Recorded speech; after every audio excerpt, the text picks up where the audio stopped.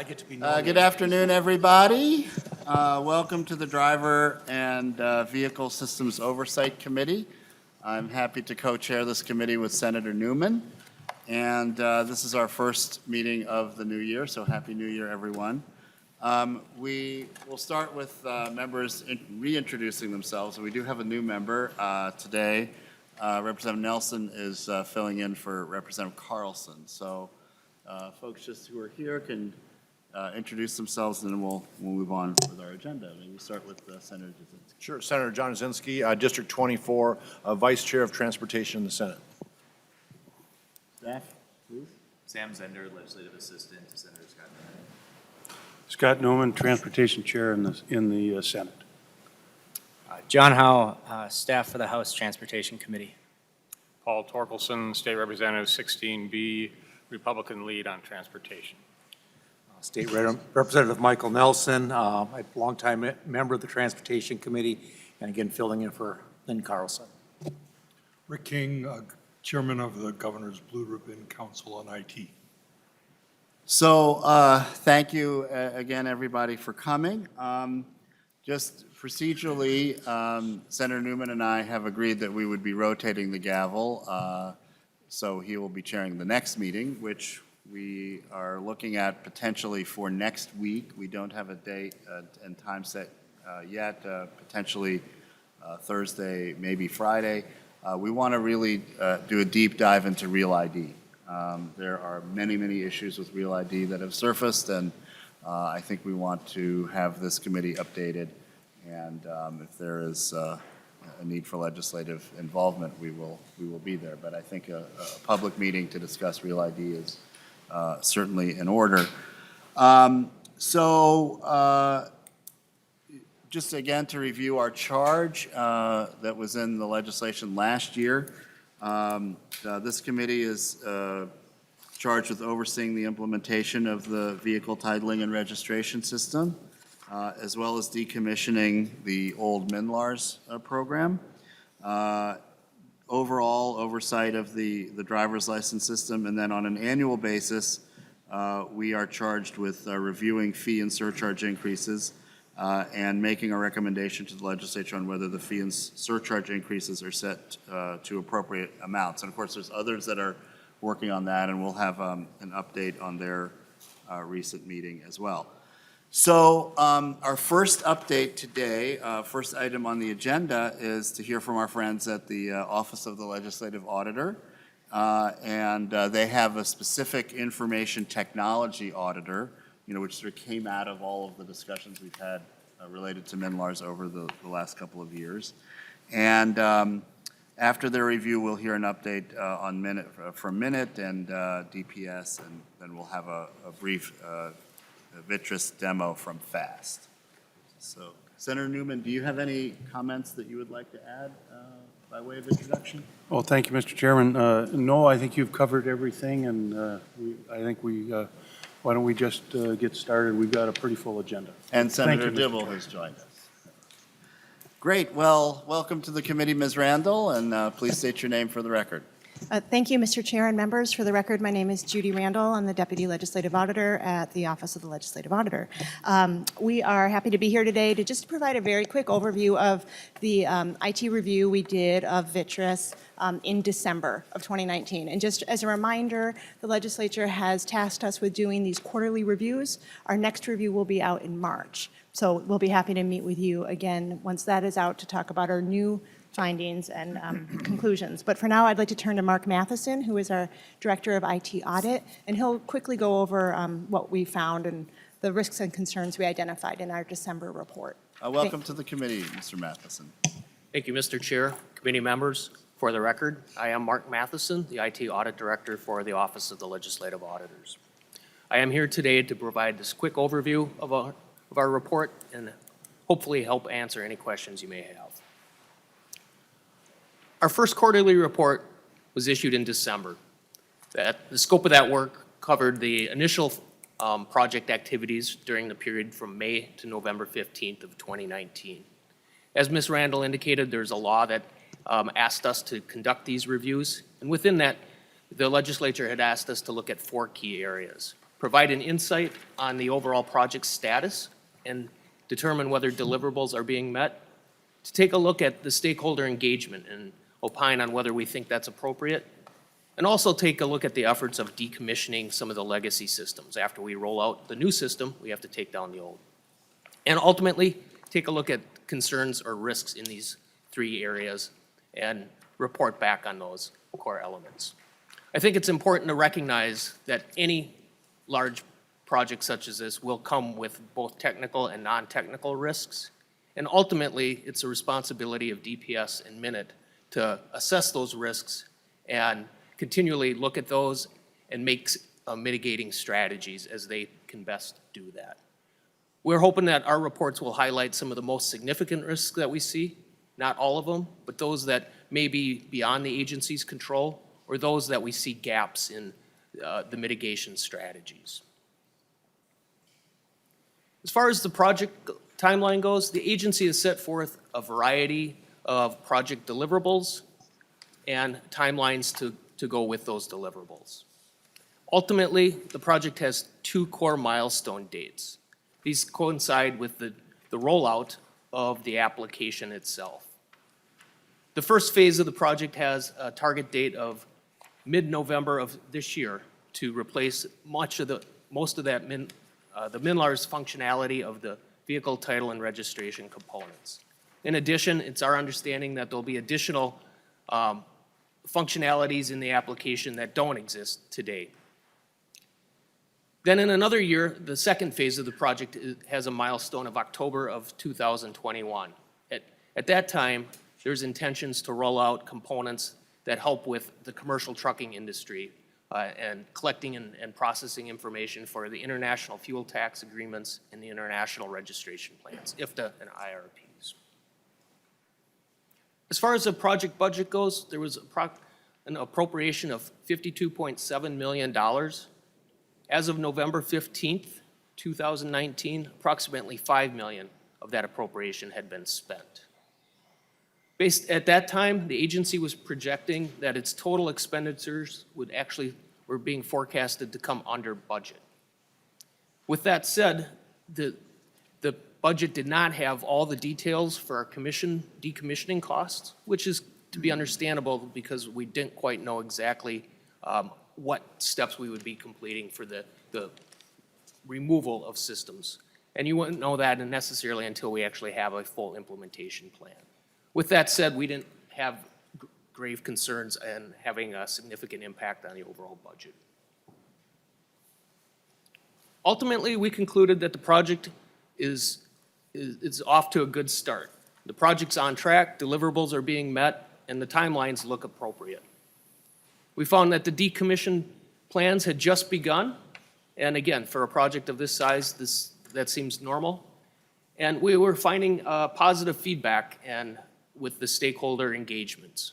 They had gone to great efforts to bring in many of the stakeholders to help with critical decisions. We did, however, identify 3 risks that we would like to point out. Many of these are may not be anything new, but definitely something to give some consideration to. Our first risk stems around potential new pending legislation requirements that may come about. These could have significant impact to the overall project and/or budget. In particular, there's 2 of those. One is the forthcoming recommendations from the Vehicle Registration Task Force, which met earlier today. It's anticipated that they may have some forthcoming changes that impact our overall method by which we tax and tax vehicles, which is fundamental to the system and the business processes. If changes come about late in the game, this sometimes is referred to as scope creep and could impact the overall timeline of our project, depending on when the implementation is and how long is provided. Earlier today, the agency anticipated that they really need approximately 7 months of leeway to make anything happen in particular. With that said, there may still be implications down the line that would have to be considered. The second legislative requirement stems around self-service options. The 2019 law asked DPS to put forth and look at some self-service options and options to do on-the-spot fulfillment. While that law was silent on when that report was due, we do know that the agency has been actively looking at these options and exploring the capabilities. Again, if any of that stuff comes to fruition, those new business processes and system modifications definitely could have impact to the timeline and/or costs. Our second risk stems around moving data from the old system into the new system. With any large project, you will find that converting data is a challenge for both the business and the IT. However, recognizing the fact that we've found a variety of data integrity concerns within the MNLARS application, this compounds that risk. While we believe that the project team does have mitigating strategies to find the bad data and correct it, currently they've only had an opportunity to test a small volume of data and may not know exactly what they could be challenged with. In addition, some corrections may result in taxes being paid that are greater this year than last year, and the agency may not know how to handle this.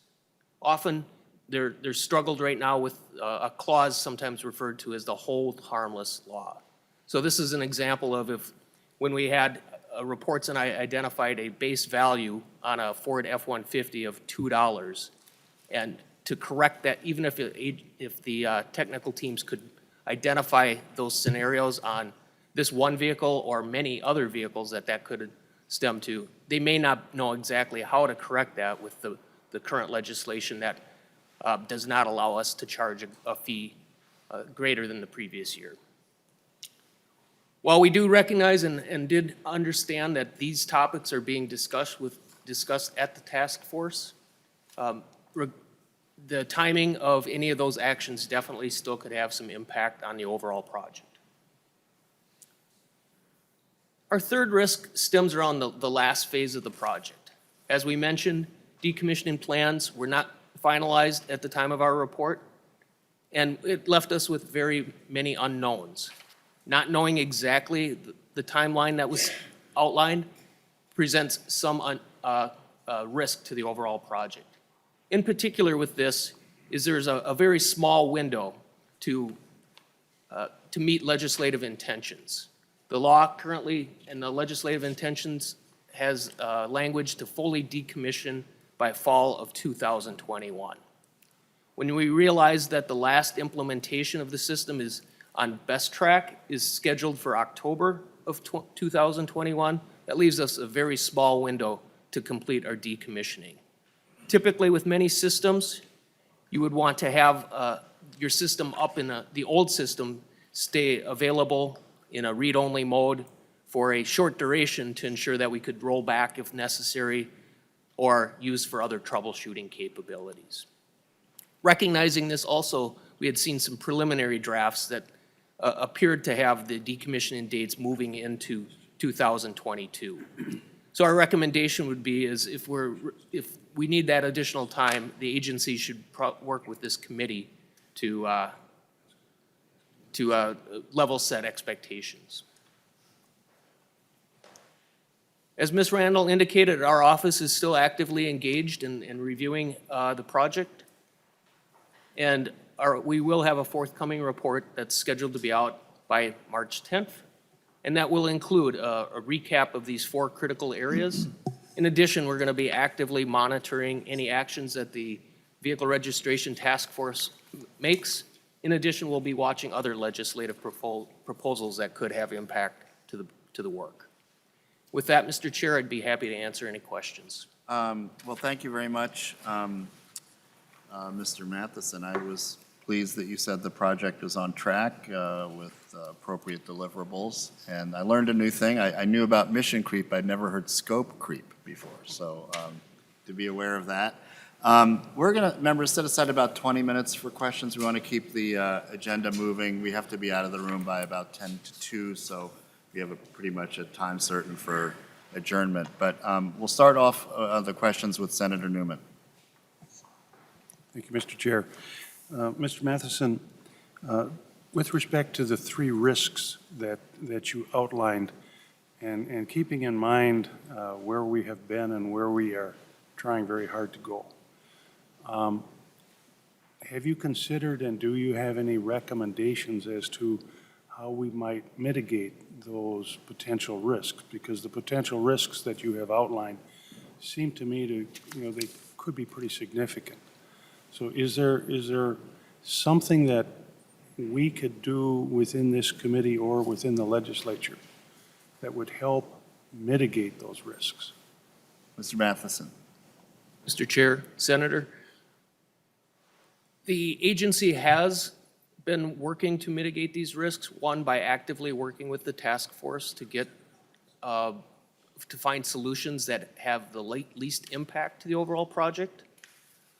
But I believe with any change, you'll have some sort of conflict with dates and resources. And so as we look at what dates are available and meeting timelines, there may be there's an opportunity to have some flexibility with due dates depending on the work level effort. However, none of that can really be determined until we really have a set direction. And I think that's ultimately what will be coming forth with task force recommendations and then finally through legislative process that brings those business requirements to the agency and to the IT people to build in. Mr. Chairman Newman, a follow-up. If I may, thank you, Mr. Chairman. Specifically, one of the risks that you talk about is this mission scope. The task force is currently working. I believe Senator Dibble and Senator Uzinski are going to maybe fill us in on what the current status is. But as I understand it, there's going to be a recommendation to maybe change fees and surcharges, et cetera, which will require legislation. My concern would be that the legislature somehow creates a further problem rather than trying to help. And that's why I'm asking the question is between the OLA and DPS and Minute, you have to give us a heads up on how we can help mitigate these risks that you have outlined. That's the reason I'm asking the question. Mr. Chair? Yes, Ms. Randall. Okay, thank you, Mr. Chair and Senator Newman. To be really clear, I think the best thing you can do is to act as quickly as possible during this legislative session to get clarity and certainty for the system developers. I think the task force is going to come out. They had a productive meeting this morning. It seems like they came to a consensus on their recommendation, and they're going to be presenting that, I assume, to the legislature as a whole body. And I think the sooner you can come to an agreement, it's going to be hard. It gets into percentages and tax rates and things, but the sooner you can get that in law, the sooner then the developers can put that into the system. So that would be I think the biggest recommendation is to provide the certainty that they need to get it into the system. Thank you. Next, we have Representative Torkelson, followed by Senator Dibble. Thank you, Mr. Chair, and thank you for being with us this morning. Mr. Matheson, as far as the decommissioning goes, could you give us a little more detail on, is the current system operating on a shoestring, or is it operating without too much trouble? And when it comes to decommissioning, is this a massive thing that has to happen all at once, or can that be kind of done one piece at a time? Mr. Matheson. Mr. Chair, Representative, decommissioning, first off, the system is operating currently in almost a shoestring capability, but it's running and functioning. There are still some of the same issues that existed previously. They're just maybe not as vocal about this, anticipating a new application running. With that, the maintaining of the old system is separate from a decommissioning process. So with the decommissioning, once the system goes live in November, then they can start, the IT folks can start taking down the old application. That requires finding a spot for the old data, removing servers, erasing data so that sensitive information doesn't reside on those, having plans in place for the permissions, rerouting old traffic. So there's a lot of just back-end IT processes. Generally, this doesn't take a significant amount of resources, but you have to understand, they have to understand that process by which, where it fits in on the puzzle for implementation. You can't take down something before you have the other stuff up and running. So in some cases, there might be interfaces with other partners or stakeholders that have to be considered and how those are there. A lot of that happens in the project itself, but nevertheless, you still have to unconnect those connections at some point. Oh, that's good, thank you. Senator Dibble. Thank you, Mr. Chair, and maybe I can split my time with Senator Jasinski to give a little mini report on the meeting this morning. That would be helpful. But the short version is, for the most part, wrapped up our conversation, and as Ms. Randall said, came out with a consensus recommendation, which will be compiled into a report and reported out in a few weeks' time. But in short, I will just echo what Ms. Randall said. I think the key recommendation will be that whatever changes we make to the registration tax needs to be done quickly in order to accommodate the development timeline and schedule and pressures. And I think the task force was sensitive to avoiding complexity. And I actually think the recommendation, the problem is the complexity. So the recommendation, of course, will be to simplify the registration tax with an eye towards, of course, not getting into a conversation about revenue, which is a whole separate conversation, trying to keep it revenue neutral. We were informed by Department of Transportation staff that given the variables, taking out the destination charge, but maybe eliminating the hold harmless, that'll probably all net out. So it won't be a big problem in terms of keeping it revenue neutral. So, yeah, so not too long. We'll probably have presentations in front of the respective transportation committees, and feels like there's some consensus that has been built through the conversation and the analysis. We are putting a pin in some items for future discussion that hopefully we can return to at some point in time, because there are some opportunities for some policy leverage in the future, but right now it'll be too much to take on in light of the programming that needs to be done. Thank you, Senator Dibble. And Senator Jasinski, did you add your perspective as well? Thank you, Chair Horenstein. Scott hit it pretty well. A couple things. First of all, I want to thank everybody involved. We've had 4 meetings, and we've got a lot of positive input and a lot of good ideas, so I think we're definitely moving in the right direction and rather quickly. Again, we talked about flat-based rates, weight-based, age-based, some hybrid versions, but again, as you mentioned, we don't want to get scope creep where we're not going to, carry this on much farther we can and add a lot of complexities to FAST and their efforts to do that. So we are basically going to go on with a value-based, taking off the destination charge, getting rid of the hold harmless agreement, which is one important thing we want to do. And Representative Elkins just gave me a note, and they're looking at possibly doing the hold harmless effective on approval or an enactment, so that they can start cleaning up some of the issues we have already. There's discussions of the 1.25 to 1.05, some variations there. There are some discussions of 10 years versus 13 years. There were some discussions on the base or the low amount or the minimum value of 35, increasing that to 65. But the department and the stakeholders are going to put those things together to come up with the next recommendation of how that, again, becomes revenue neutral, how some of those numbers may get tweaked. But the 2 formal recommendations that we did today were basically to eliminate the hold harmless agreement and to base it on manufactured suggested retail base price, along with where we're pretty much here now. And those will be the recommendations. And again, in 2 weeks, we'll find out some of those, the number tweaking on to make it revenue neutral. By eliminating the destination charge, they believe it's about 22 million, I believe was the quote, what is eliminated from there. And we believe in changing some of those other numbers, we can do revenue neutral. 22 million sounds like a lot, but in the overall scheme of all the numbers, that's a fairly attainable number that we can make up with the other adjustments. So, and if Rick wants to, or Mr. King wants to add anything else that Scott or I missed, feel free to do that. Mr. King. Thank you, Mr. Chair. I think you recapped it well. The one point I would make is that timing of when things are effective will impact the project, so we want to be really careful about being prescriptive about that. And I would suggest that when the recommendations come up about which things people actually want to put in legislation, that we talk to the vendor and DPS about when they could do that before we prescribe when it should be done. That would be my only guidance there. It's very helpful. Thank you, Mr. King. Thank you, Chair. Just one additional comment, and Senator Dibble and I both kind of touched upon it, that in the overall long-term effect, we would like to get somewhere more based for weight-based versus the value-based, because obviously that would impact what's doing the damage to the roads versus the value.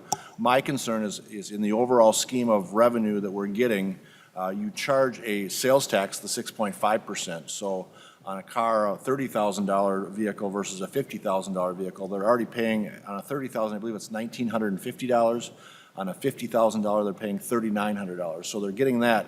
And if you base this on the manufacturer's suggested retail price, which are different amongst trim packages, so a Ford F-150 that's a base model with roll-up windows, manual windows, and vinyl seats versus the Laramie edition that has leather seats, sunroofs, and all those things, they do the same damage to the road, but they're paying a double on top of the sales tax. They're paying more. They're also paying more on the motor vehicle registration tax. So that was my concern. We've talked about that. So long term, but again, not to get into scope creep, we think this is the first phase, and in the long term, would like to look at something along those bases that doesn't do it by value.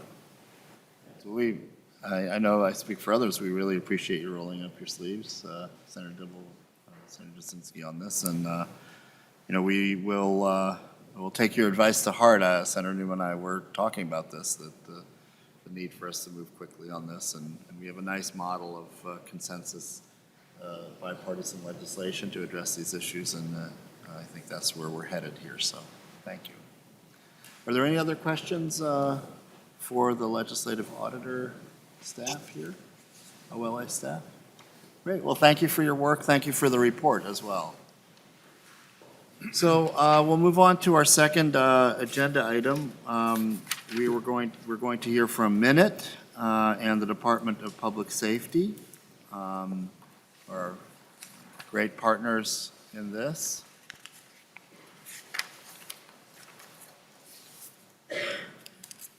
We're here from Commissioner Tomes, and then Commissioner Harrington, if is that the order, or is it? That works. Okay. Excellent. Good morning. Welcome to the committee. Good to see you again. Thank you, Chairman Hornstein, Chairman Newman, and committee members. For the record, my name is Tarek Tomes, and I'm the Commissioner of Minnesota IT Services and the State Chief Information Officer, and thank you for the opportunity to provide some remarks this morning. Since we last met, the VTRS project has continued to make progress according to the timeline laid out in last year's legislative session. The contract with our partners at FAST Enterprises was signed on August 8th, 2019. FAST has gathered system requirements and is working with state staff to configure their base vehicle services product to meet our state-specific needs. Recently, MN.IT, DPS, and FAST staff formulated a strategy to address a significantly risk posed by a dependent legacy system to MNLARS. By greatly accelerating the decommissioning of this legacy system, we are mitigating the risk of a major disruption to ongoing DVS operations during the VTRS implementation period. When the legislation to replace MNLARS was passed, there were some guiding principles that all parties understood would be critical to our success. Effective engagement with stakeholders like the deputy registrars and auto dealers, minimizing customizations, transparency about our progress, and effective decision-making processes to support an aggressive timeline. It's clear to me that DVS stakeholders are highly engaged in this implementation effort, and the appropriate governance teams are in place. This enables crucial decisions to be made that can keep the project on track and on schedule. These governance and stakeholder engagement processes are only further strengthened when we engage external project auditors who are currently on the ground to assess the project and provide recommendations for improvements to processes and plans. This best practice will provide fast DPS and Minute with regular quarterly feedback on how we can mitigate potential risks and maximize our chance of success. We also continue to work with the Governor's Blue Ribbon Council on Information Technology to formulate enterprise strategies to be applied universally to all executive branch IT modernization and business transformation projects. One of the 3 subcommittees of the Blue Ribbon Council is devoted to modernization. That subcommittee has developed recommendations over the last year, including a recommendation to develop a high-level playbook for IT modernization. We have also put particular focus internally in the last year on our system go-live processes to ensure that all appropriate measures have been taken for both technology and business readiness ahead of the rollout of major technology changes. Recent examples of go-live success stories include major upgrade to the state's ERP system, SWIFT, changes to the system that manages MFIP cash assistance for families in need, and the delivery of MNsure open enrollment. It is important that we continually build on lessons learned from the past to establish new standards and processes for these large-scale modernization efforts. Ultimately, for a project to be successful, it requires the consistent engagement of stakeholders at all levels. When that engagement occurs, there is the potential for true transformation of how services are delivered. Transformation that is focused around the experience of the citizens and business owners and interfaces with these services. Bodies like this and engagement like this will be critical as we work to transform state government services to meet the demands and expectations of the future. I am proud of the collaborative work that Minute staff are doing with our DPS partners and with FAST to carry this work out effectively. And together we are evolving best practices, applying lessons learned across the state, and leveraging expertise from our broader enterprise. And finally, I'm excited to introduce Pancho Henderson to the committee. Pancho is Minute's Chief Business Technology Officer at the Department of Public Safety. He joins us having previously served in technology roles at the Metropolitan Council, and we are grateful to have his leadership and skill here at the state. My staff and I are happy to answer any questions you have, and thank you again for the opportunity to provide some remarks. Thank you very much, Commissioner Tomes. Are there, well, why don't we do this? Let's have Commissioner Harrington give his presentation. Maybe then we can have questions and answers for both of you. Good afternoon, Chair Hornstein and Chairman Newman. It's really a pleasure to be back in front of you today, and we are really welcoming the opportunity to discuss the report that to the Oversight Committee that was submitted on December 10th of 2019. I'm really excited and very pleased to report that the development of the VTRS system and FAST-DS systems are going well. I think a year ago when I arrived at some of our committees, I could not say that with a straight face. I'm looking at a box that says MNLARS, and I'm having sort of a flashback to some of the conversations we had last year around that topic. In regards to the report, since that report was published, DPS has entered into a contract with a vendor for independent validation and verification services. That's Barry Dunn. He's a CPA, established CPA with a management consulting firm that provides this kind of service. And our project team has also added some additional risks to the ones that you've talked about today. Among those risks, there are 3 that we think are important to note. Real ID, which I've mentioned to some of you already, with the Real ID requirement for travel looming as an October 1st, 2020 date. We recognize that a great deal of effort and a great deal of staff time is going to have to be dedicated to making sure that a little over 11% of Minnesotans that currently have Real ID is expanded to a number that meets the needs of everyone being able to get to grandma's house for Thanksgiving. And so we are working very diligently to try and figure out locations, processes, and staffing models that will lead us to that kind of success. One of the concerns we have, another risk that we've recognized is training facilities. When our original FAST-DS system was deployed, we were using universities and community colleges for our training of staff. Those locations are not going to be as readily available since when we actually move into implementation, we'll be in the midst of the semester. And so we are looking for additional facilities and training so that when we roll out the VTRS system we'll be able to do that in a meaningful fashion. One of the things that I've heard from the deputy registers and everybody else is that the training that FAST did the first time was really sort of the gold standard for how that should be done. So we want to make sure that we have comparable facilities and comparable places so that we can, when we roll out this next iteration, that we're doing the same thing. The last risk is a contract for the IRP and IFTA system.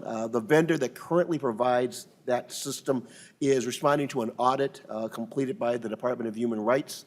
And we are working with them as they work through their compliance issues on that, but we expect that that will be resolved in a timely fashion. Finally, there is the issue that we brought to your attention that the legislation on the technology surcharge, DVS incorrectly implemented that legislation to collect the technology surcharge. It was only supposed to be collected once, and we were collecting it twice. Caught it fairly quickly and began moving with the systems folks to make sure that the correct programming was done so that that was corrected. But during the interim period before we had caught it, before it was corrected, there were about 150,000 customers that got charged twice for that $2.25 technology fee. We have been working with MNB to make sure that everyone who got double charged is going to get a check for reimbursement and or that they will be able to have and be exempted from a $2.25 technology fee in the future, depending on which system they were using to get their driver's license or motor vehicles. Finally, I will echo the welcome for Pancho Henderson, somebody I worked with when I was at Met Council and Met Transit. I will also note that Department of Vehicle Services has also gone through a reorganization with new leadership there, and we're very excited about the direction that DVS is going, and we look forward to continuing the partnership with MN.IT and with FAST and working with this committee. And with the deputy registers and the auto dealers. One of the more enjoyable experiences I've had this year was going to the deputy register conference in St. Cloud and watching the demonstration by FAST about what the new system is going to look like and getting feedback from the deputy registers about the training and about our implementation, about how our relationship is improving and how it can continue to improve. Thank you very much, Commissioner. That's good news, too. So members, questions for either commissioner. Just state which commissioner you'd like to answer your question. Senator Jasinski. Thank you, Mr. Chair. And I actually just want to say thank you. I had several meetings with my deputy registers in the last couple of months, and I want to thank FAST, especially Ken Buna, MN.IT, DPS, and DVS. I've heard nothing but positives from our deputy registers. The input and the collaboration between and the information sharing to get a new product out that's going to benefit Minnesota in the future has been phenomenal. And they're very excited. And looking back a year and a half ago, they were not very excited. They were very frustrated. And they really feel like they've been included and involved. And I think that it's just doing great things. So thank you for everyone's work in that. Thank you, Senator Jasinski. We'll hear a question from Mr. King or a comment, and then Senator Dibble.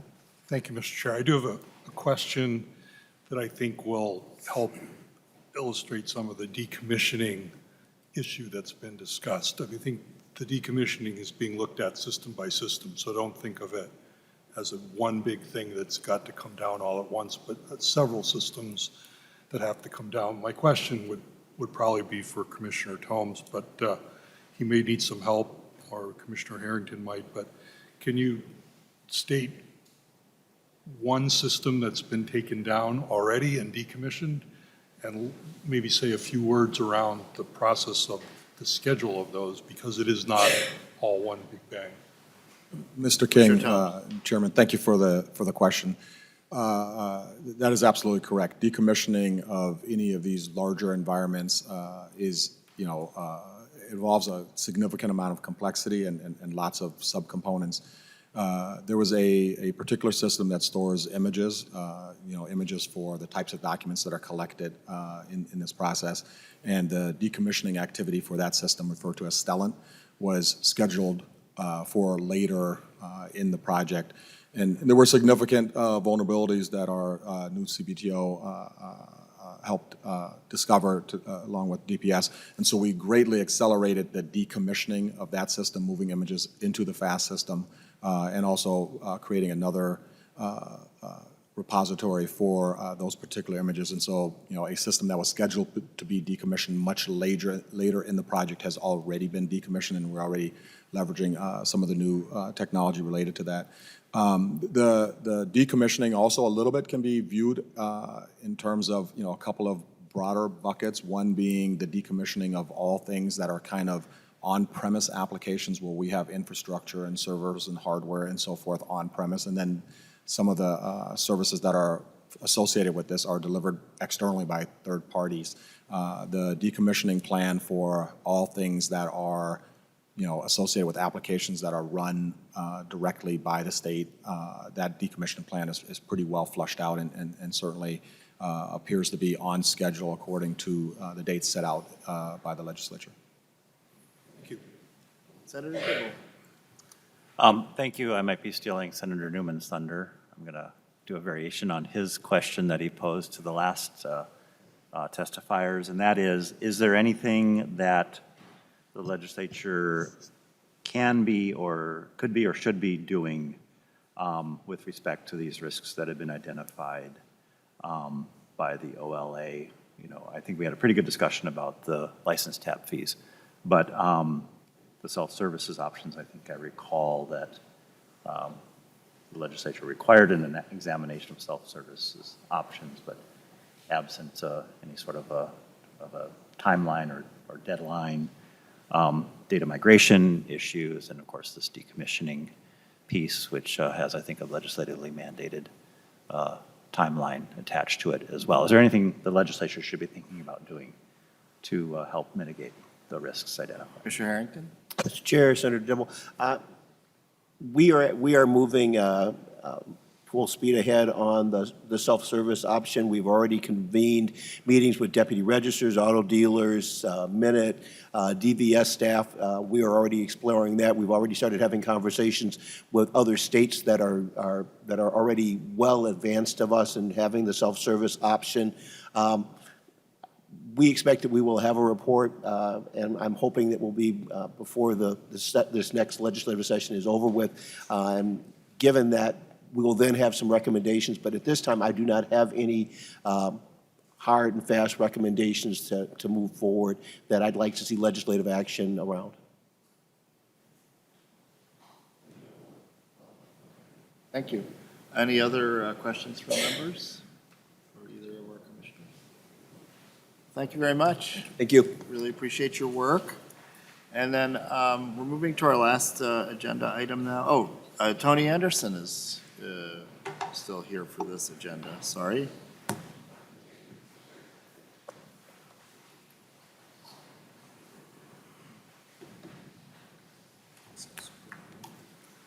So thank you very much, Mr. Anderson. And just for members of the committee, Mr. Anderson is the program director at DPS who's been tasked with the FAST liaison, I guess, is perhaps one of your job descriptions. But welcome to the committee, and please state your name for the record. Thank you, sir. Tony Anderson, Program Director with Driver and Vehicle Services, and working directly on the VTRS project. Let me, just 1 second here, I'll pull up the presentation that we'll go through.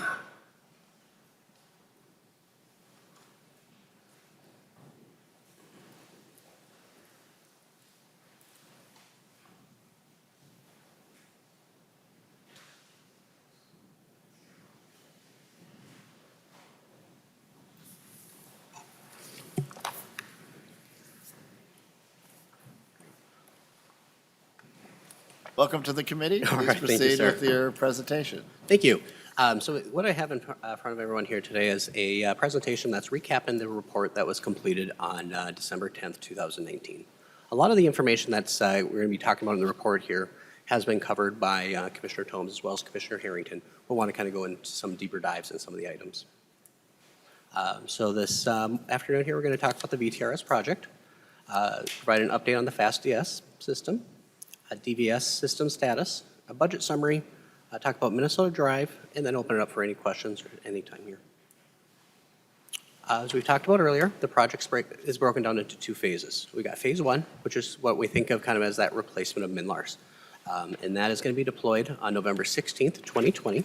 And then phase 2 is the International Registration Plan and IFTAS, the International Fuel Tax Agreement. That is going to be decommissioned in October, or rolled out on October 21. So we've got the 2 phases. Phase 1 is kind of that replacement of MNLARS as we know it. And phase 2 is the motor carrier functions for IFTA and IRP. On the screen here and on the handout for everyone is the payment schedule. I've highlighted one section of the payment schedule, and that is on January 8th, a payment was issued to FAST, and that was in regards to the completion of the definition phase of the project. So we're successfully going through each of the phases, and on January 8th is when we completed the definition phase of the project. On the project, we have a number of specific business teams that are working directly with FAST. So we have a title and registration team, and that's staffed by DVS staff, MN.IT staff, staff from the Deputy Registrars Association, as well as with FAST. We have a finance team that's staffed by DVS, a Deputy Registrar working with FAST. We have an inventory and dealers team, and each of the groups are listed here. We just recently added a member to our team from the Auto Dealers Association. Graciously, the auto dealers have assigned one of their staff members to work on the project 2 days a week. So we have Allie Quinn working on the project on Monday and Tuesdays of each week on the inventory and dealers team. We have a conversion group, and we just recently had an individual from Deputy Registrars join the conversion team. We got a conversion group that's staffed by DVS, MN.IT, Deputy Registrars, and FAST. We have an interface group staffed by DVS, MN.IT, and FAST. We have a training team with DVS and FAST. It will be joining individuals here very shortly from the Deputy Registrars Associations as well as with DVS staff to work towards training. And finally, we have a testing team staffed by MN.IT and FAST staff members, and we'll be adding members from DVS and the Deputy Registrars here in the next couple of months. We talked a little bit already about risks to the project. On the project itself, we've identified and documented 10 risks to the project.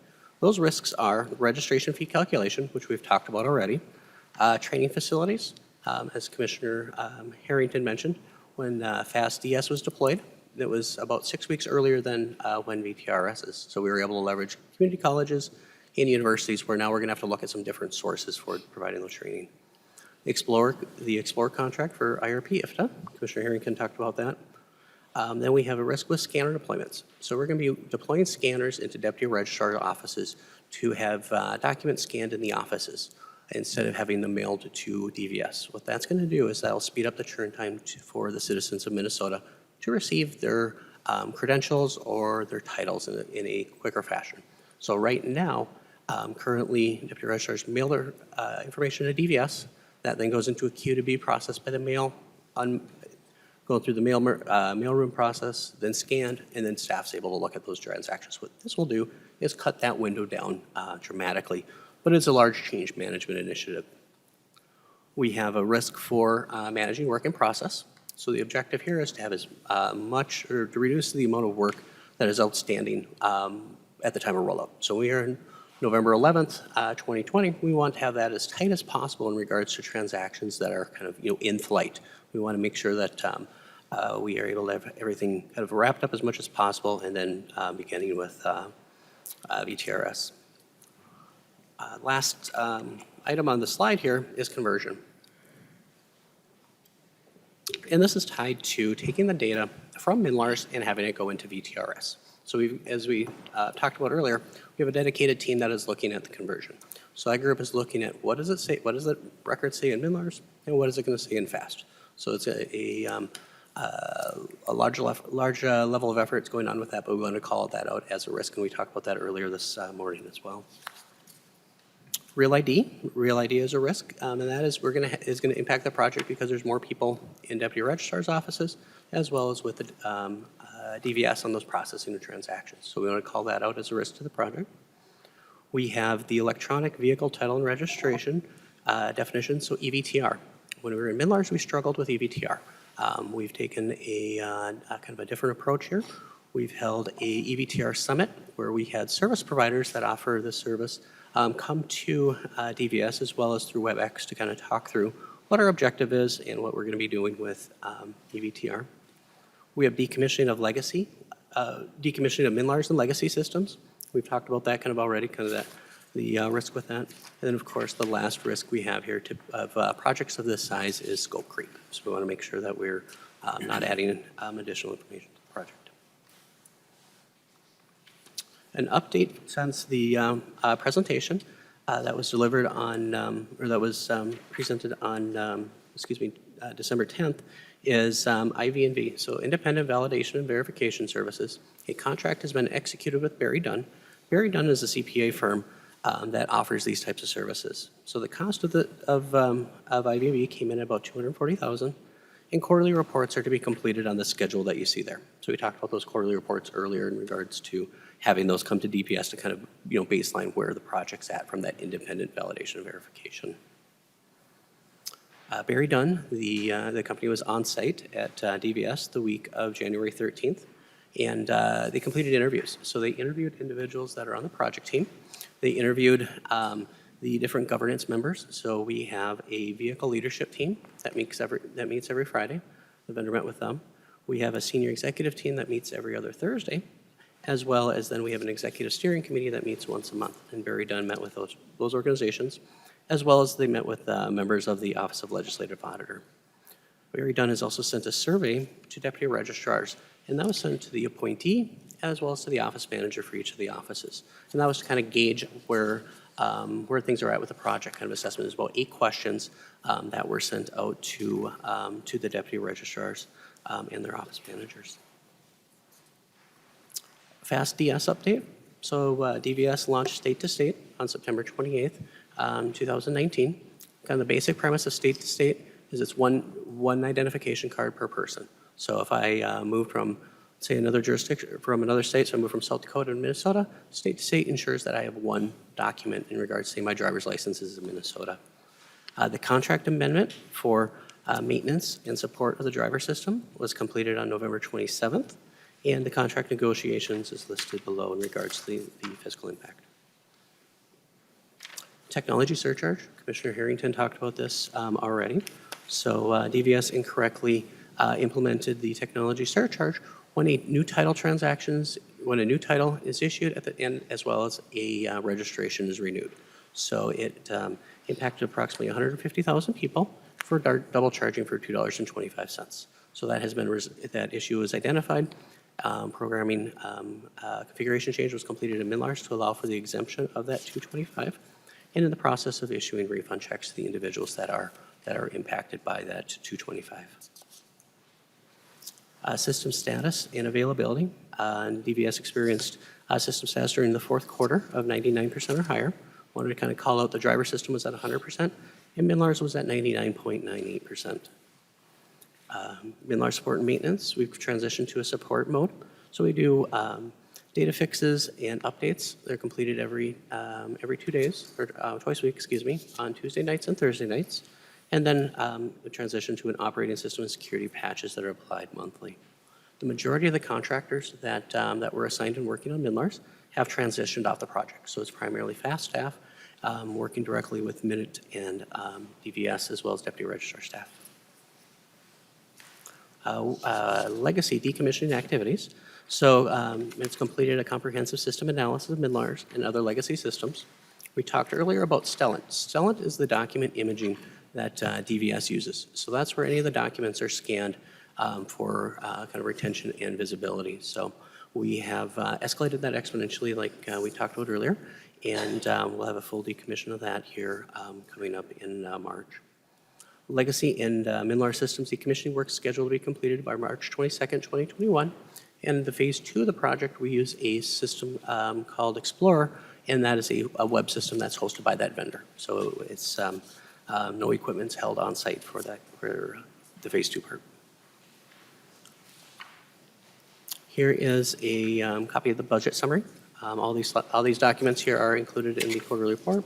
So this is the detail of the budget for the project. And my last slide here is once VTRS is completed, the joint driver and vehicle system will be branded Minnesota Drive. So we kind of have one system where DVS uses FAST for the driver transactions, as well as FAST for the vehicle. So having that message as Minnesota Drive. That concludes the presentation. Like I said, it was a recap of the document that was submitted on December 10th, with the exception of adding additional information about IV&V and the additional risks. Hey, thank you very much. Mr. Anderson, our first question comes from Representative Torkelson. Well, thank you for being with us today, Mr. Anderson, and thank you for your report. My question is about data security. You know, over some time, off and on, we've had issues with security, data security. It's a topic that's in the news a lot. Is this something that's being addressed as we make this transition from one system to the other? Are we making sure that we're keeping everyone's information secure? Mr. Anderson. Thank you, sir. Yes, that is definitely an utmost area of concern or of importance to the project, is making sure individuals' records are secured and are safe and not in risk of being breached. Thank you, Mr. Chair. Will the new system handle security issues any differently than we've handled in the past? Are we integrating any new processes, or is it just kind of status quo? Mr. Anderson. Thank you, sir. It's definitely outside of my area of expertise in regards to security, but we can definitely follow up with you, and I can have someone from like the Minute security team have conversations with you if you'd like. That gets an important question. Thanks, Representative Torkelson. Mr. King. Thank you, Mr. Chair. Mr. Anderson, there's two general areas I thought I wanted to clarify.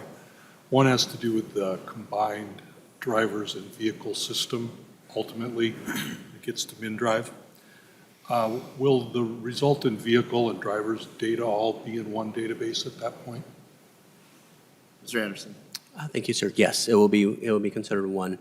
It will be within one application. So as a staff member, that would have, potentially, if I had security access, so I could do a driver's license transaction and do a motor vehicle. So for example, offices, deputy registrar's offices that have staff that are cross-trained, depending on their security settings, would be able to complete both transactions, and all that information is under that FAST umbrella. Additional question, Mr. King. Yes, thank you, Mr. Chair. Okay, now going to just the vehicle system, VTRS, that we're working on. There's been a lot of questions, and there's been a terminology used called two tables, a legacy table and a new table. The tables have to do with the data. So would you explain that, and would you explain the concept of where the data ends up on those systems so that people don't worry about the data on the legacy system in that way? Mr. Anderson. Thank you, sir.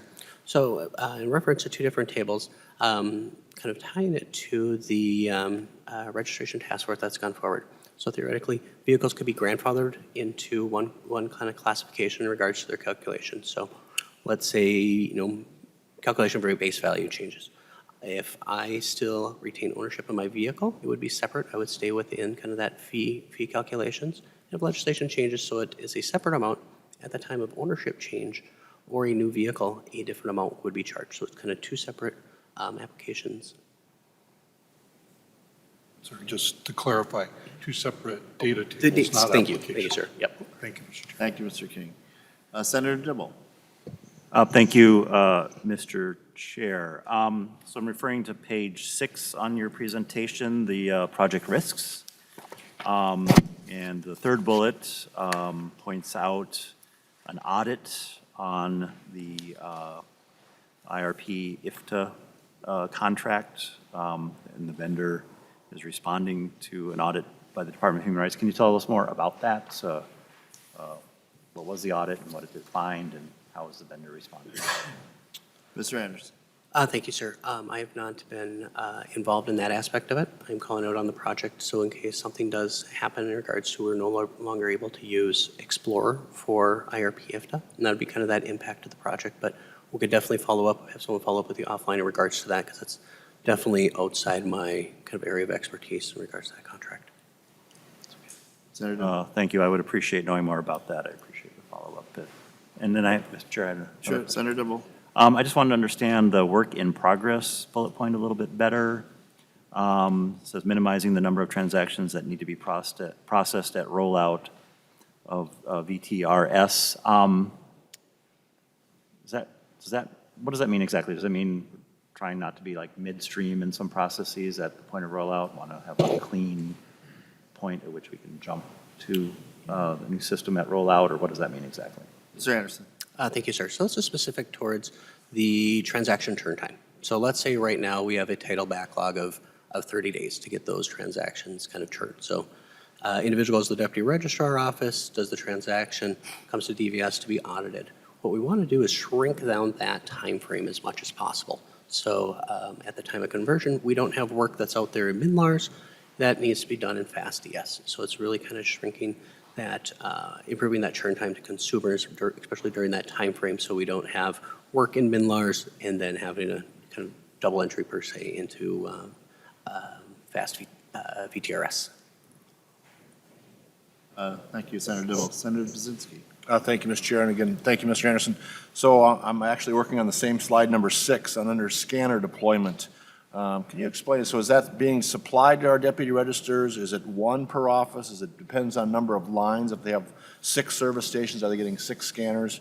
My concern is we're putting more and more work on our deputy registers. They're doing more of the backroom type work, and I don't want to see a backlog if they're provided 1 scanner and they have 4 service stations and they're all standing in line waiting to scan things. So can you tell me a little bit more about how that scanner deployment will be done? Mr. Anderson. Certainly, thank you, sir. So the intent of the project is we will be gifting 1 scanner or allocating 1 scanner to each of the offices. So each deputy registrar office will receive a kind of commercial grade scanner that has capabilities to kind of faster scanning. It's not your, off the shelf at Best Buy or something like that. Getting to your question, it's 1 scan where the project is having 1 scanner delivered to each of the deputy registrar offices.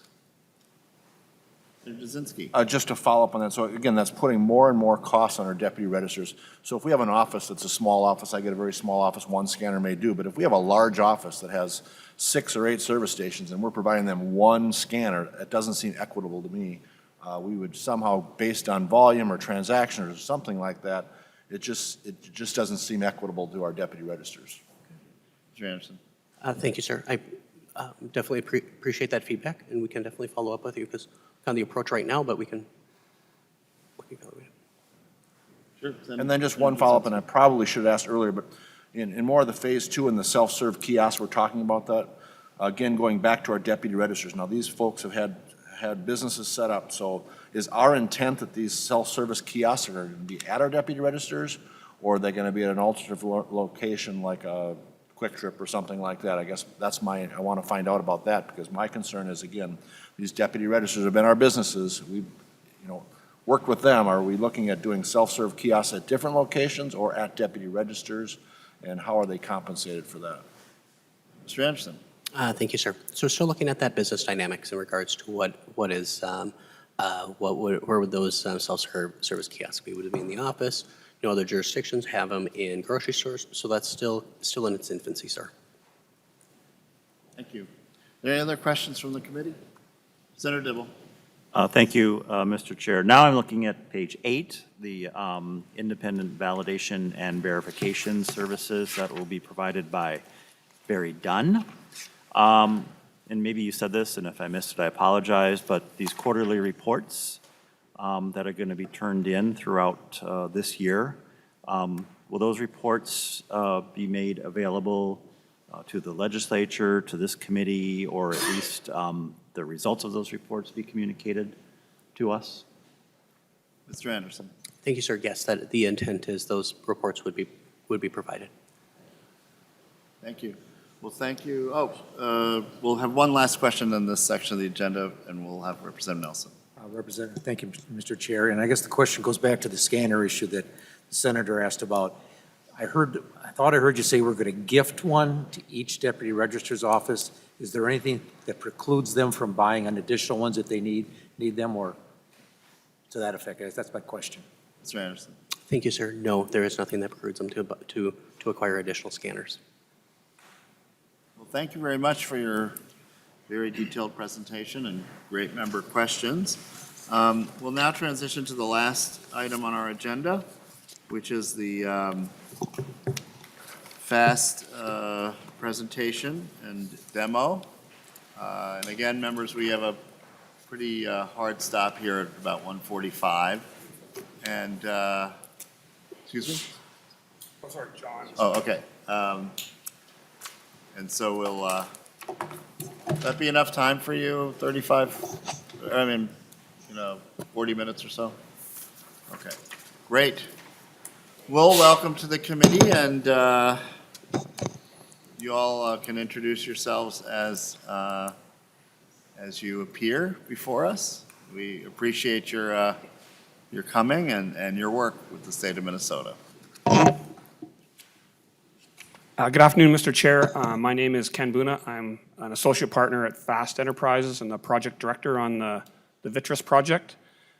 We have two other members here from different roles that will be either conducting the demo, and mostly I'll get, I'm sure, answering some questions at the end of it. Good afternoon. Welcome. My name is Joe Hyder. I'm a deputy registrar. I'm one of the 3 full-time deputy registrars that is currently working full-time at DVS on the project. Welcome. Good afternoon. My name is Roxy Steinberg. I'm the FAST training manager on the VTRS project. Thank you very much. Proceed. All right, Mr. Chair, so what we're going to do here is we're going to have Joe Hyder walk us through 3 sample transactions, probably the ones that are the most relevant to the citizens. We kind of cheated a little bit. We've got VINs, which are, as you know, 17-character gook. So we've actually cheated them and put them in notepads so we can just cut and paste them. Same thing with the DLN, just to do that to try and speed up the demonstration. But I'll pass it off to Joe. This is going to be a little challenging for him. I'm not sure if you'd be okay if he kind of stood in front and just spoke clearly so he could see the screen. And then Roxy, or you can, go grab one of those mics. And then Roxy will kind of navigate in the system as Joe is talking through there.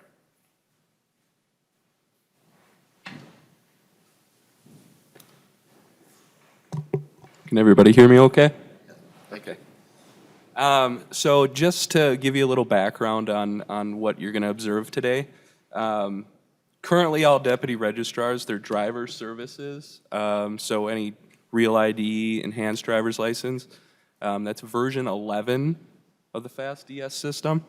What we're going to show you is MnDrive, when it goes live in November, will be version 12.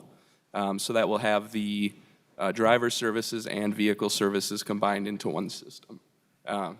So we have 3 or 4 transactions ready to show you today.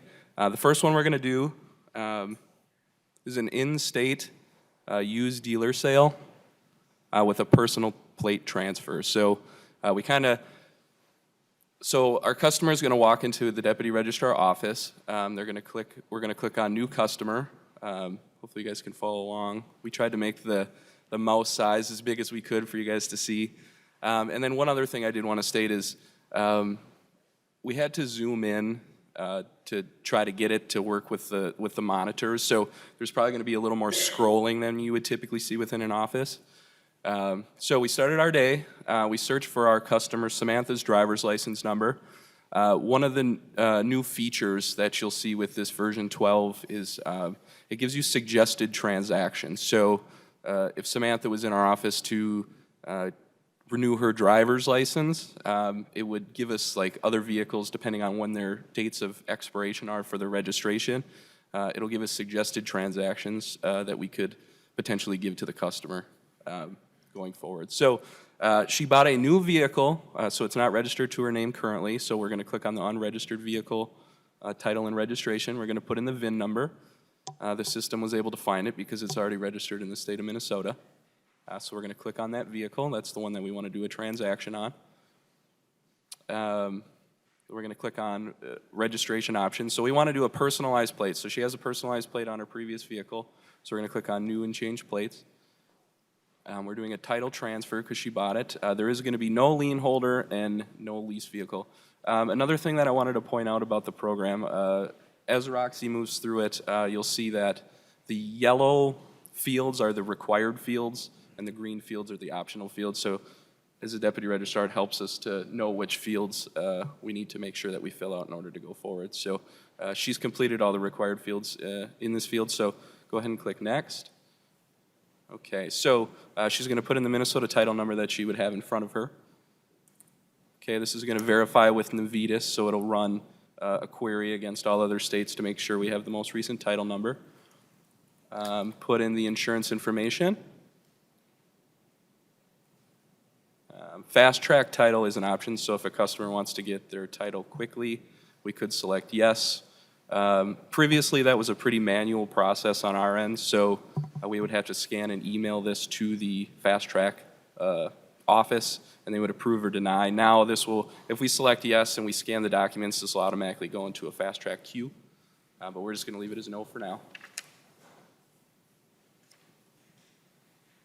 Okay, so there's the concept of sessions, which are kind of new to deputy registrars, but we already linked the session to her driver's license number, so there's a use DLN from session hyperlink that we can click on, and that'll pull in all her information.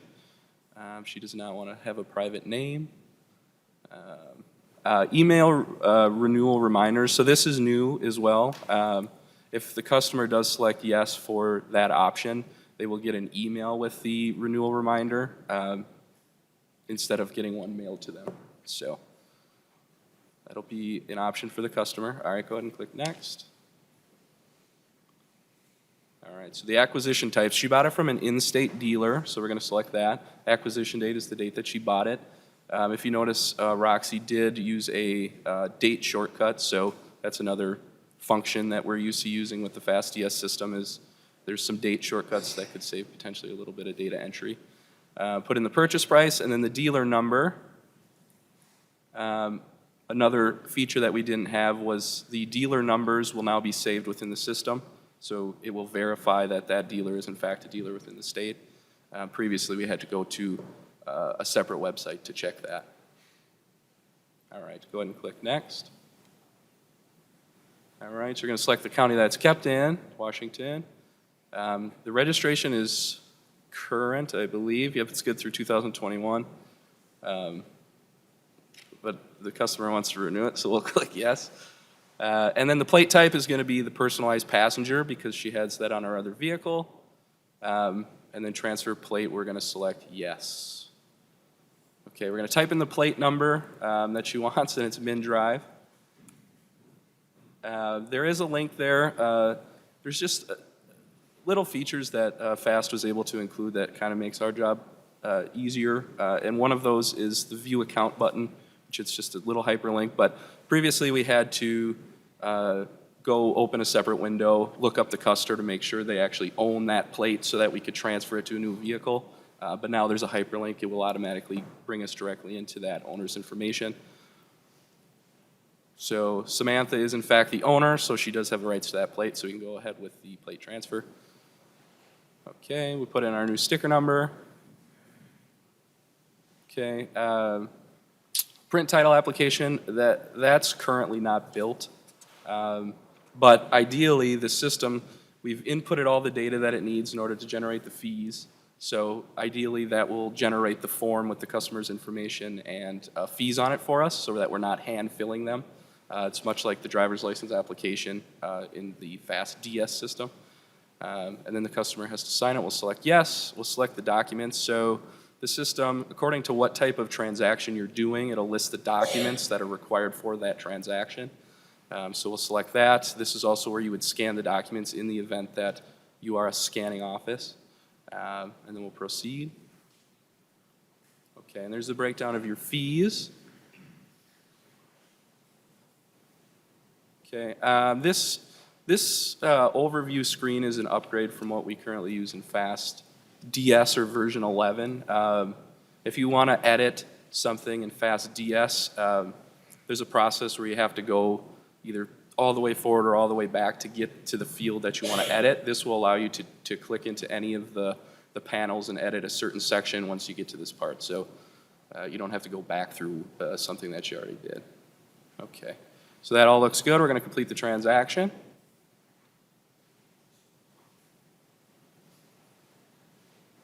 Okay, now there's a balance, so we got to pay that out.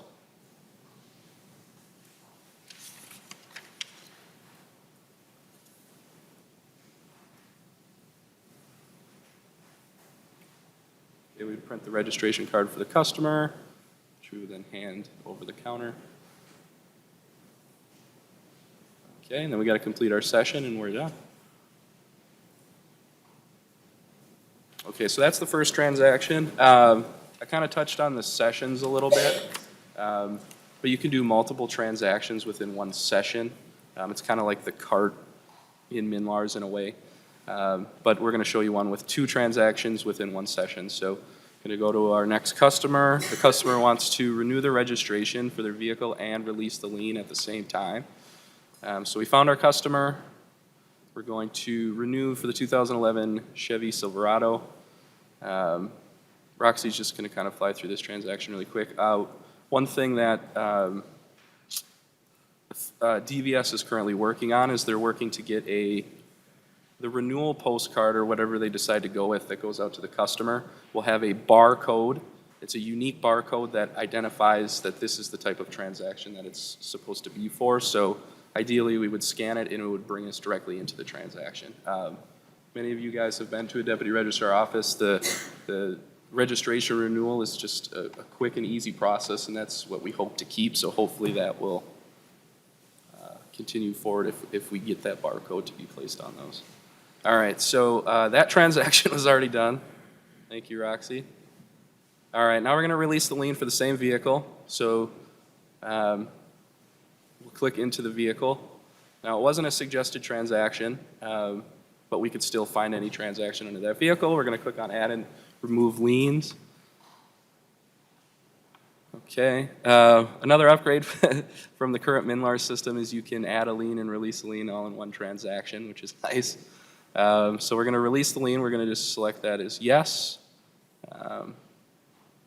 Wants the lien release date, so we'll just put today's date. Okay. It knows that we need a lien release form with this transaction, so we'll select that. Click Next. There's your fees, your overview page, and then you're going to complete the transaction. Okay, and now we have 2 transactions done with 1 session, so we could pay them both out at the same time.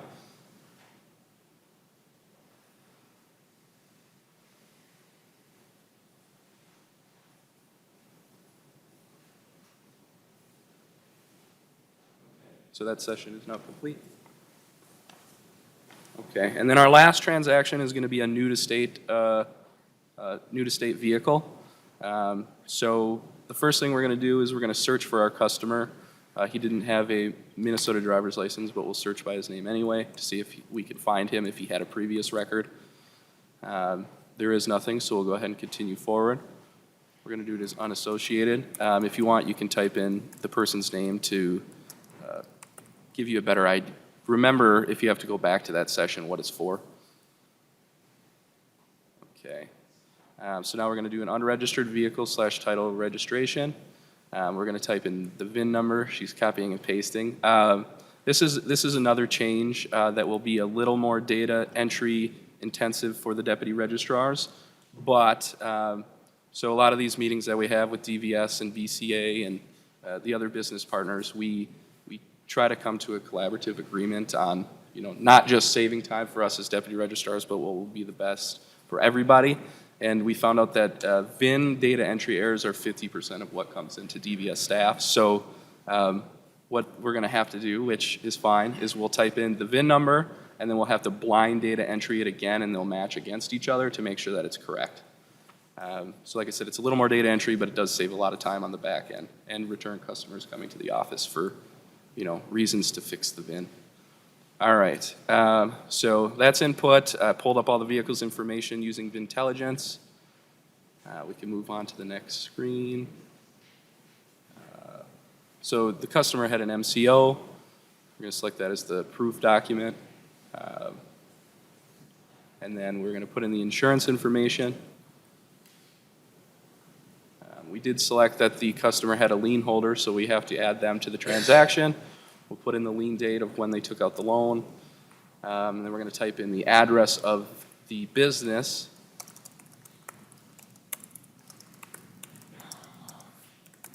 Okay, and so this address is a new construction address. So the system will actually, it has an interface with the USPS's system, and it verifies that the address is in fact correct.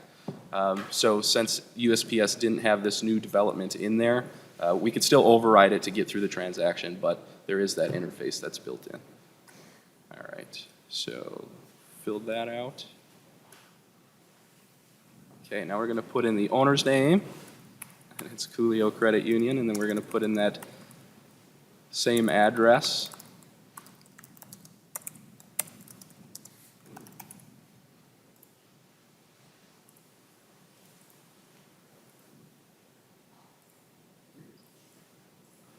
Write it. Okay. We've done that. All right, and then we did select that it was a leased vehicle, so we have to put in the lessee's information.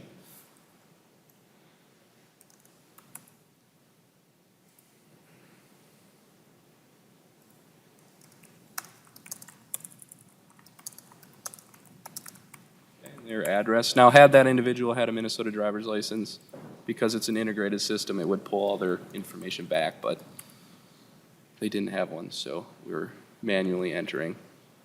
Okay, and they want to do the renewal reminders as well.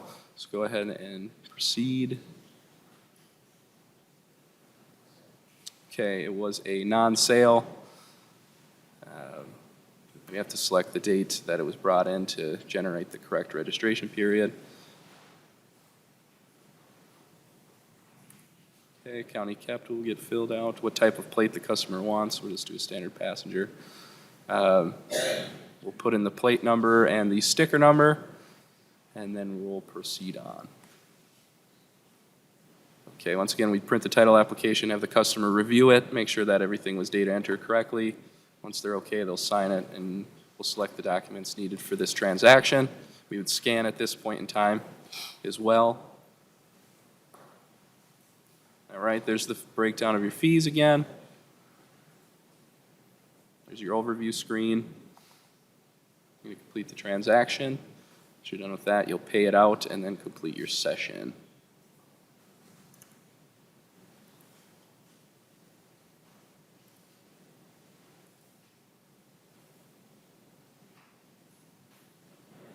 With that, Mr. Chair, that concludes the presentation. Thank you very much, Mr. Hyder. So questions of the committee? And are there, I don't know, we'll call on Chair Newman, but I didn't know if either of you had anything you wanted to add before we get to questions. Mr. Chair, this is Ken. These guys have done a lot of these, so the typing and that is actually quite quick, but it just does show you that it is a fairly complex thing. There are so many combinations and permutations of what a vehicle is and what it's used for. So although going through the screens here was very quick, the deputy registrars do this all day, every day. So they're familiar with the terms, they're familiar with what they're doing. It's just basically a different layout and solving some of the problems. So I know it just kind of looked quick, but we did that on the benefit of time, hoping that, we could leave 10 or 15 minutes of questions, either ones that were directed to Tony that were more technical, or that ones from the deputy registrar's perspective, which is Joe, or my perspective from FAST. So we'd all be happy to answer any questions. Great. Thank you. Senator Newman. Thank you, Mr. Chair. To any of the testifiers, I think two questions. I think they're really simple, but I just want to kind of confirm. Does this software catch errors? If you put in a VIN number that is obviously incorrect, or an address that's incorrect, or something along those natures, does the software catch that error? And number two, does it allow the deputy registrars to correct the error? Mr. Hyder, do you want to take that one? Sure. Thank you, Mr. Chair. Yes, so there are quite a few checks and balances within the system. that we never previously had before. It was all a manual check and balance where we had to, for example, the Navitas report where we had to check previous title numbers to make sure that we had the most recent one. VIN numbers, if you're double data entering and it doesn't match, it will catch those things. Can you repeat your second question again? Chair Newman. Yeah, thank you, Mr. Chairman. Does this system allow the deputy registrars to edit or correct typos, inadvertent mistakes, that type of thing? Sure, Mr. Hyder. Yes, so there's a couple, we met with the developers and there's a couple different options. So there's a reverse functionality. So if you get done with your transaction completely, you can reverse it entirely like it never happened. But there's also a correction process that's built in, and we haven't defined, how long after a transaction is complete that will allow that to happen. But there is something in place, correct? Senator Jasinski. Thank you, Mr. Chair. Kind of a follow-up on Senator Newman's question, because it sparked my memory from when I was meeting with the deputy registers. I believe they have a deputy registrar's agreement, and something in there states about looking up someone's VIN number, not part of business, as we've heard in past years on other issues. So if they accidentally put a VIN number in by mistake, and even though it's a double entry, maybe they can't read the card or something, and they put it in twice, to my understanding, according to their agreement, if they do that, they can cancel their agreement and there's no appeal process. So I don't know if this is a policy or technical question, but I know it's a concern of the deputy registers. For some reason, they put something in accidentally, again, not intentional. There's no appeal process to go back and say, okay, it was put in there mistakenly because there was a smudge on the card or something like that. And I don't know who can address that, but is that correct, that under the agreement that they can cancel your deputy register agreement with the state because of that? And I don't know who wants to answer that. Anyone on the panel here? Mr. Chair, from the software perspective, you can correct it. The policy on whether or not DVS takes an action against the deputy registrar would have to come from DVS, unless you know, Joe. Senator Jasinski. Thank you, Mr. Then I would ask if a DVS representative can come up and answer that, if that's correct or if I'm mistaken.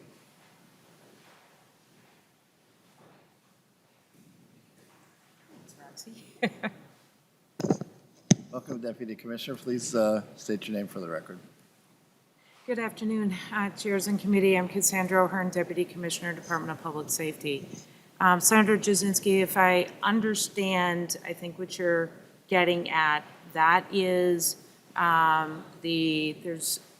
if there is a deliberate, not inadvertent, but somebody goes in purposefully to get information, not for a business purpose, under a state law that was passed a couple of years ago that requires the state to cancel the access.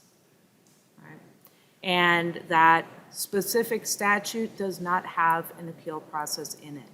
But it would not apply to the situation that you described where somebody has mistyped, right? So that's not an intentional, I'm trying to get information, that's not my business reason. It is a deputy registrar's business reason to input information and to review records.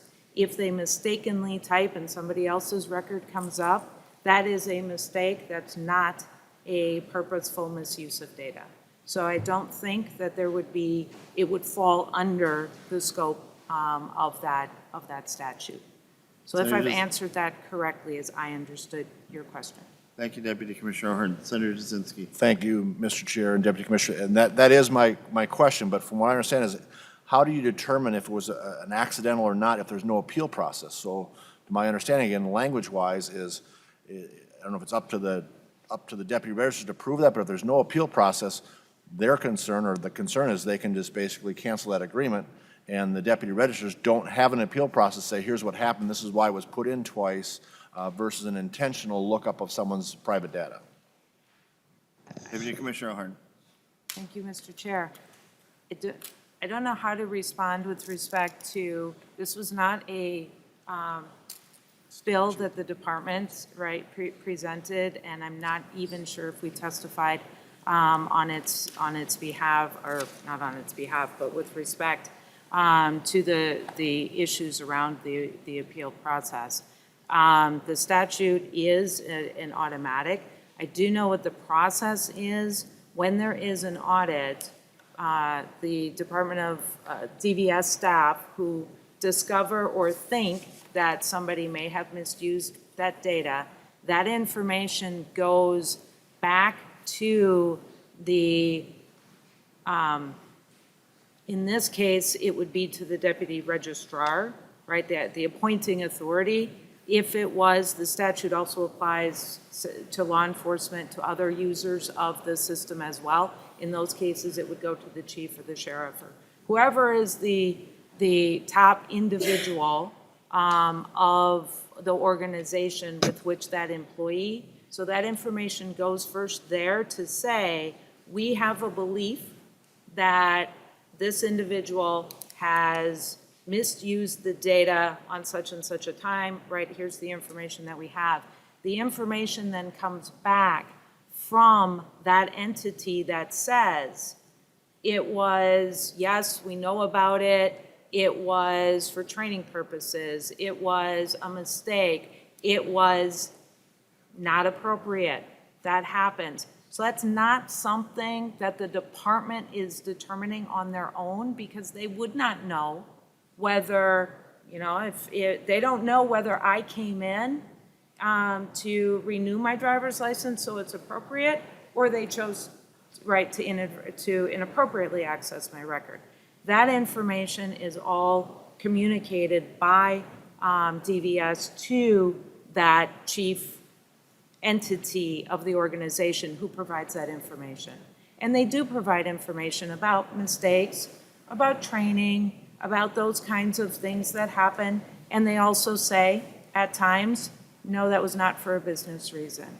So while there isn't an appeal process, it is not DVS making the decision on their own about what is, you know, what happened in that situation. There's kind of an investigation process that goes on. Thank you, Mr. Chair. Thank you. Additional questions? I have one then. One of the, real issues with the previous system with MNLARS was the lag times. You know, for example, people getting tabs, license plates, et cetera.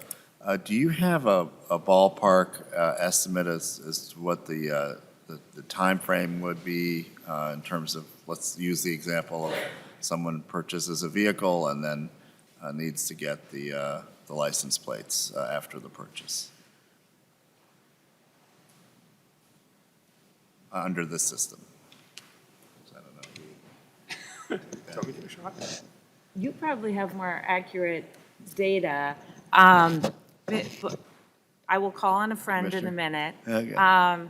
Chairs, if the department conducts, gets information primarily from FAST, who provides what is the turnaround time, what those types of things. My friends will correct me. I believe that we are sitting somewhere, depending on the type, right? On the title, it always depends if it was an out-of-state, into-state, if it's a new vehicle, those types of things. And so it runs somewhere between, I think we're at about 20 for the easy one and 45-ish. Am I correct? Tony's, you're pulling it up. So I think we're right in that range, depending on the exact. We were sitting around 30 days for most of, since the last time we've been here. We have had some uptick recently, while there have been a diversion of some of the staff who do title turnaround to work on the driver's license application because of the Real ID increase. But it's, are we around 22 and 48? Okay. Good, that's good. And then what about for the actual license tabs or renewal of the tab? What are we looking at with that? I know that, again, in the old system, a lot of variation. I think we were looking at some frustration. We had, sorry to interrupt, Mr. Chair. There was great frustration because that turnaround time from the time that you went in to the time that you got your tabs. Now, I believe that is essentially mailing. There is no backlog on the tabs, so you should receive your tabs within 10 days or less. Representative Torkelson. Well, thank you, Mr. Chair, and I apologize that I don't remember myself where we're at on this, but deputy registrars are able to print duplicate titles, is that correct? Mr. Hyder? Yes, that is correct. Is there any, will this system accommodate other on-site printing in the future of titles and/or possibly even driver's licenses? Yeah, Mr. Bruna? Titles would be a business decision. The actual driver's license themselves, Minnesota is a central issuance state, so those licenses are printed at a facility, I believe, in either Tennessee or California for security reasons. And quite honestly, I would say almost 80% of the states use central issuance to print driver's licenses because of the security and the features that have to be on the cards. Okay, thank you. Senator Jasinski. Thank you, Mr. Chair. And again, pardon me for not remembering, but in this new system, we're tracking times of how long a transaction takes so that we can track kind of what the deputy registers, the time they're using to go through each transaction, and can monitor if that's increasing the efficiency or not. Sure. Mr. Bruna? Mr. Chair, Senator Jasinski, yes, we are. Those session times that Joe was referring to, they basically start when they start the session and they end when they end it. What we don't do at this time is track the time that you're waiting before you actually get to the system. There also is the ability in the system, let's say you come in and you say, oh, I forgot my checkbook in the car. The deputy registrar has the ability to pause that session while that happens and it comes back. So we're not kind of counting fake time anymore. We're actually counting real time. We actually have a very similar feature in the driver system service today, where from the moment you start in the system to the moment that application is closed, we have those average times by standard ID, real ID, and EDL transactions for every office and, quite honestly, every person. Thank you, Senator Mr. Jasinski. And just to follow up, again, my concern with the real ID is they're going through, there's a lot more documentation, so if there's pauses, and I think in the office that I've talked with quite frequently in Fairwell, they try and get out in line and try and pre-check to make sure everything is there, so when they do get to the line, that it goes through smoothly. Because again, if they get halfway through a transaction, they get booted out for something that is not the right document, or something isn't qualifying for that they're, again, my concern is that it's just the time of what's going on there, so they're not getting kicked out, because again, they have no control over the fees, what they're collecting, and all these processes make it more and more difficult for our deputy registers to provide a profitable business for them, to make sure that they're, doing those in a timely manner, not getting hung up, and then not getting a fee for that. So I just want to make sure that we can track that to make sure that's not happening again. And same thing with the scanning. If we have an office that has 6 lines and they're waiting on 1 scanner, that's obviously going to slow down their transaction time. So I want to make sure that we're not hurting these deputy registers anymore, at all. So. Sure, Mr. Bruna. So I know Mr. Chair, I know the scanning is a big issue. Basically, the offices have a choice. They can either scan it or they can photocopy and have to deal with the documents and the fact that the documents are stored on some device in their office. I think if you talk to the deputy registrars that are currently scanning driver services documents today, they love it and they can't wait to scan vehicle services documents. But again, you would have to talk to them. And Joel, you may want to talk to that. Yeah, Mr. Ryder? So there are offices that are scanning, and the ones that are do seem to enjoy it. I just don't know if it's feasible for all offices. So we had previously kind of talked about potentially a hybrid model. I don't know where that's going to go exactly, but for the citizen's sake, the scanning portion of the piece is going to save a lot of time. So. Thank you, Senator Jasinski. So thank you so much for this very, very informative demonstration, and it's very much appreciated. I think we learned a lot from that, and obviously, if members have additional questions, please pass them on to our panelists.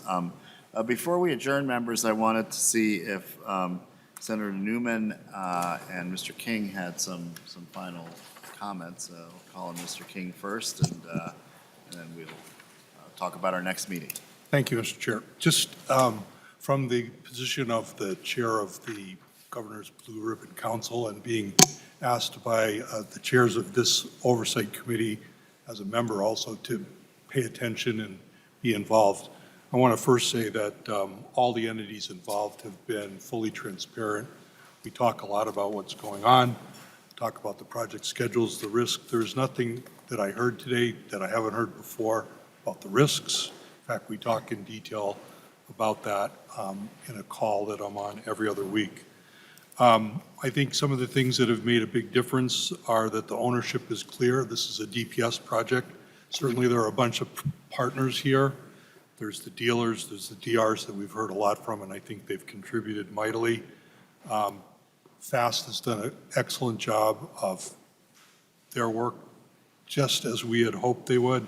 And MN.IT obviously has gotten involved with the modeling of the finances, which has been quite good.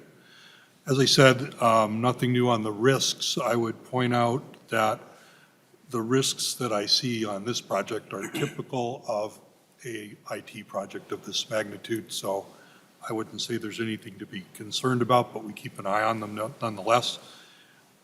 Whatever is decided legislatively, it will be important to pay attention to the timing of the implementation of that, as I said earlier, not to get in the way of or add to the complexity of one of those two releases, the November 20 release and the October 21 release specifically. So I do think the program is on target, and I just wanted to make sure that you knew that we're watching like a hawk, and I think things are going well. Thank you very much. And Mr. King and I, again, I think all of us on this panel want to again extend our deep appreciation for your service and how you've stuck with this and have been so helpful to all of us. And we look forward to our continued work together with you. Senator Newman, and then I'll wrap up. Very briefly, I just want to express my personal appreciation to FAST, to DPS, to MN.IT, to Mr. King, for all the work that has been put in on this. If you notice, the tone of this meeting is decidedly better than what we have experienced in the past. And I think that is as a result of all the hard work that folks are doing, and it really is very much appreciated. Chairman Ornstein will be speaking in just a moment about Real ID, but I just wanted to alert folks that the Senate will be working with Chair Hornstein to set up the next meeting where we are going to discuss the current status of Real ID. And I want to alert you that I think that's going to happen pretty quickly, in about a week is what we're kind of shooting for. And we will do our best to set that hearing up and coordinate it with folks so that they are able to make it, because it will be fairly short notice. So again, thank you for all of the work that you've been doing. Chair Lundstein. And thank you, Chair Newman, and I would echo Chair Newman's thoughts about this particular meeting. I thought it was very, very productive. We had some very substantive information and a very positive tone, and I think that I want to also express my deep appreciation for the agency's work, for FAST's work, and again, we look forward to continuing this conversation. And as Chair Newman said, both of us, both Chair Newman and I think many members of the legislature would like to have an update about Real ID. I know I've heard from my constituents who are expressing concerns about the process and needed documentation, and hearing again today that we're only at 11% now. We have a lot of ground to cover on Real ID. So Chair Newman and I both share a sense of urgency about this. And so that's why we will be huddling about a meeting date, but I think we're looking at next Thursday, a week from today, or even Friday, if that allows for people's schedules. So by the end of next week, we'll have another meeting. Senator Newman will be chairing that meeting, and it will focus on Real ID. So until then, we stand adjourned. Thank you very much, members.